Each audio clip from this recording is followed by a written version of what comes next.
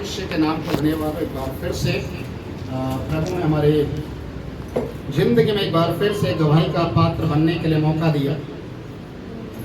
और आप लोगों को मालूम है मेरे पास अभी भी एक क्लिप है और लास्ट टाइम मैंने उसको YouTube पर डाला था। जिस दिन बेटा हो गया था उस दिन हॉस्पिटल में हम लोग गए और उसी समय एक क्लिप मैंने बनाकर डाला। प्रभु ने भविष्यवाणी को पूरा किया। Hallelujah, hallelujah. आप लोगों ने भी देखा होगा। और आज भी मैं भविष्यवाणी करने के लिए जा रहा हूँ। हालेलुया। वो कई लोगों के लिए है। तो जब परमेश्वर ने प्रार्थना को सुना और एक आशीष के रूप में आज हमारे बीच में बेटा है जो गगन और परी को परमेश्वर ने दिया है। और इस बच्चे का जब हम समापन करते हैं, अपने बच्चे को प्रभु के हाथों में देना क्यों दिया जाता, सबसे बड़ी बात है।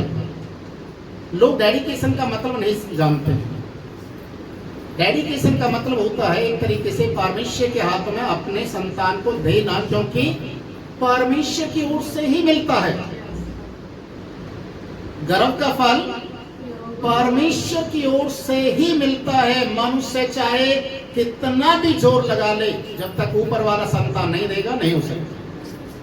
इसलिए आज इस दुनिया के अंदर बहुत से लोग अलग अलग जगह जाकर मत्था टेकते हैं, तीर्थ स्थानों में जाते हैं, कहां कहां जाते हैं संतान की प्राप्ति के लिए, और नहीं हो पाता।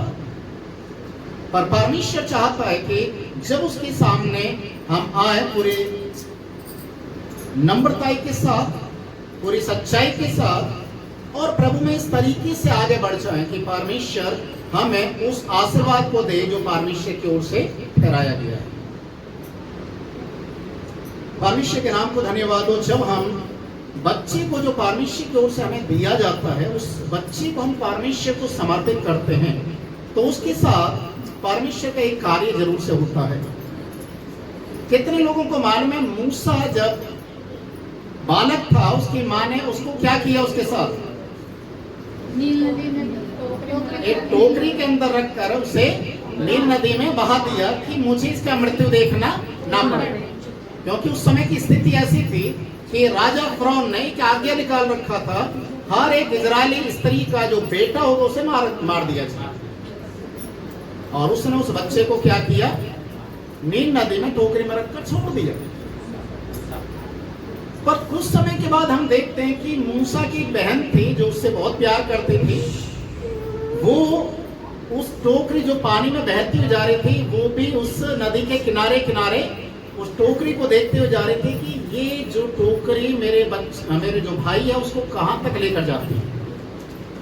और बाद में हमने देखा कि उसी देश की रानी, मतलब राजा की जो बेटी थी, रानी कहलाती है, वो जब नहा रही थी उसी नील नदी में, उसने उस बच्चे की आवाज को सुना, टोकरी को मंगाया, खोलकर देखा उसमें बच्चा है, और उसके बाद उसने उस बच्चे को क्या किया, अपने राजमहल में लेकर गई, उसको पाला पोसा और उसको दूध पिलाने के लिए उसकी माँ को बुलवाया। देखिए,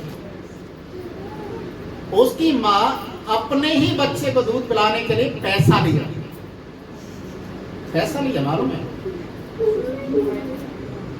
तो जब परमेश्वर आपको संतान देता है और आप परमेश्वर को समर्पित करते हैं, तो परमेश्वर उस बच्चे को पालने के लिए स्वर्ग से आपकी जरूरतों को पूरा करेगा। तो परमेश्वर स्वर्ग से आपका जो उस बच्चे के ऊपर खर्चा होगा वो सब परमेश्वर देता है। और ये ठीक मूसा के जैसे मूसा के साथ हुआ, वैसे ही परमेश्वर हर एक बच्चे के साथ और उसके माता पिता के लिए करता है। कभी कभी एक शब्द आता सुनने में, जिसने मुंह दिया है वो उसको खाने के लिए, चुग्गा उसके मुंह के अंदर जाने के लिए उसका भी इंतजाम वही करेगा। हालेलुया। तो परमेश्वर के नाम को धन्यवाद हो कि आज हम इस बच्चे को प्रभु के हाथों में समर्पित करेंगे।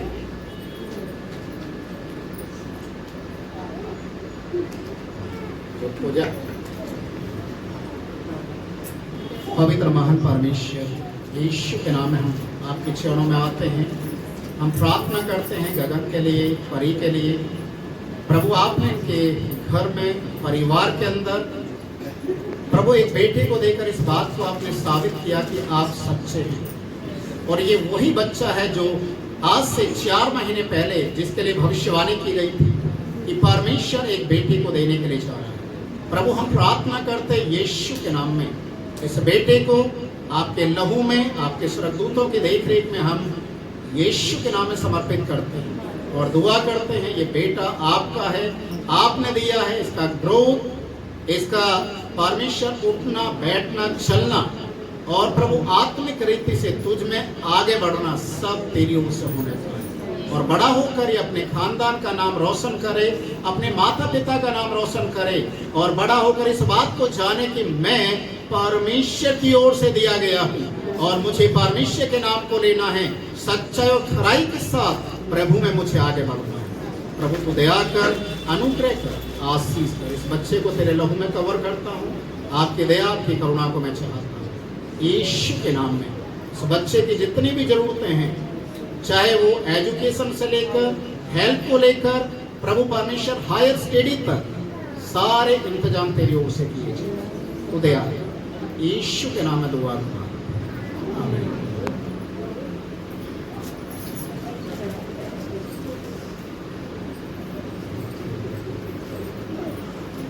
तो इस समय हम इस बच्चे का नाम भी अभी घोषित करने के लिए जा रहे हैं और उसके बाद इस परिवार के लिए हम प्रार्थना करेंगे।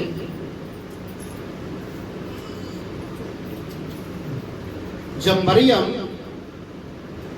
जिससे यीशु मसीह पैदा हुआ, स्वर्गदूत उसके पास आया और उसे एक शब्द को बोला। क्या बोला था? किसको याद है?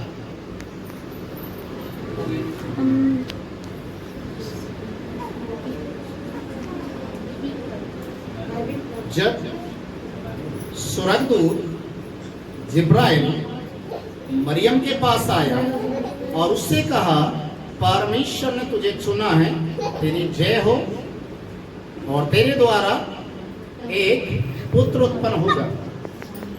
ठीक है, तो उसके साथ में एक शब्द को और बोला है। नहीं, उद्धार करता हुआ।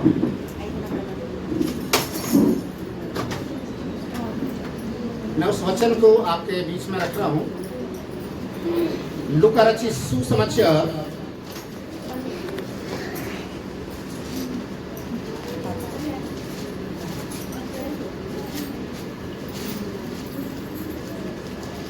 उसका 1 अध्याय का 28 पद, 1 अध्याय उसका 28 पद पढ़े जरा कोई भी। और स्वर्गदूत ने उसके पास भीतर आकर कहा, आनंद और जय तेरी हो जिस पर ईश्वर का अनुग्रह हुआ है। हालेलुया।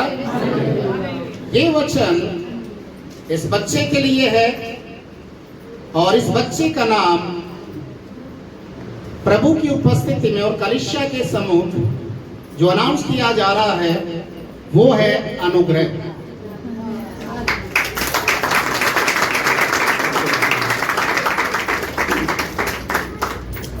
तो इस समय बेटे अनुग्रह को जो प्रभु की ओर से नाम मिला है, कई बार लोग पूछते हैं, इन्होंने भी पूछा और भी लोग पूछते हैं कि आप नाम कैसे निकालते हैं। मैं कोई पंडित नहीं हूं जो राशि देखकर या दिन देखकर और समय देखकर निकालूंगा। मैं परमेश्वर के सामने प्रार्थना करता हूं, प्रभु आप बताइए। तो परमेश्वर वचन देता है और उस वचन के अनुसार वो नाम दिया जाता है। तो इसलिए आज से इस बच्चे को अनुग्रह के नाम से पुकारा जाएगा। ये उसका डेडिकेशन सर्टिफिकेट है।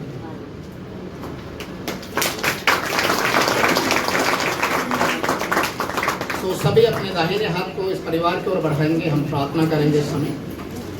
पवित्र महान परमेश्वर, हम प्रार्थना करते हैं गगन परी के लिए और बेटे अनुग्रह के लिए जो तेरी ओर से ये नाम इस बच्चे को दिया है, माँ के गर्भ में आने से पहले तूने इस बच्चे का ये नाम बता दिया था, बोल दिया था कि जिस नाम से इसको संबोधित किया जाएगा वो तेरी ओर से होगा।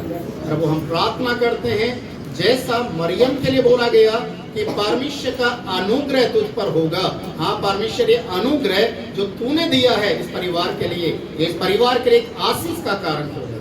प्रभु तू दया कर, मदद कर, ताकि परमेश्वर ये बच्चा शरीर में और तेरी दया में, तेरे अनुग्रह में और तेरे तमाम आशीषों में बढ़ते हुए जाने के लिए हम प्रार्थना करें। उनके मम्मी पापा को आप आशीष करें बच्चे की सही परवरिश करने के लिए, और परमेश्वर तेरी अगुवाई में और तेरे वचन की शिक्षा देते हुए अपने बच्चों का पालन पोषण करें और महिमा तुझे दें। यीशु के नाम में दुआ करें। आमीन।